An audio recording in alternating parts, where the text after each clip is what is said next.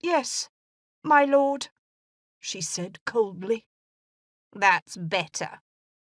He patted her cheek. "And now, my dear, I must abandon you once more. Important business that cannot be avoided." "I'll bear your absence with fortitude, my lord." Before she could withdraw, he lifted her hand to his mouth and kissed it, sliding his lips across her skin. Then he bowed and retreated. Arabella glanced at the back of her hand, which glistened in the afternoon sun, reminiscent of the sticky trail a slug left in its wake. Gritting her teeth to temper the bile rising in her throat, she wiped the back of her hand against her sleeve. How would she stomach the bridal kiss at the altar, let alone the wedding night?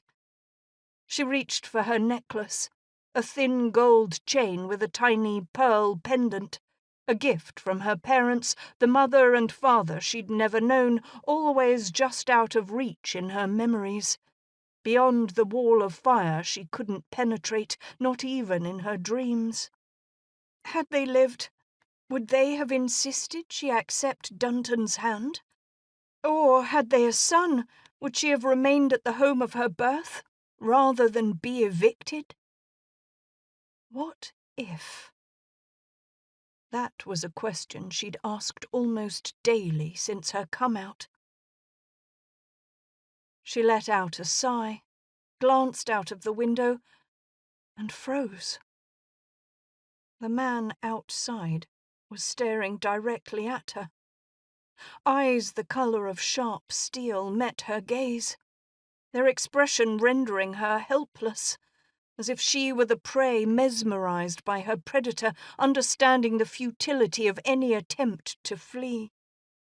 But rather than the lust she saw in most men, lust for her fortune or her looks, his gaze was searching, probing, threatening to expose the weak, vulnerable soul hidden beneath her façade.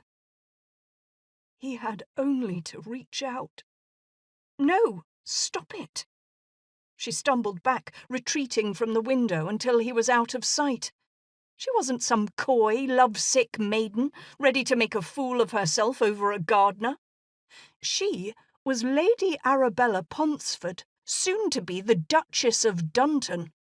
She had status. And for a woman in her position, status, not freedom, was the best she could hope for.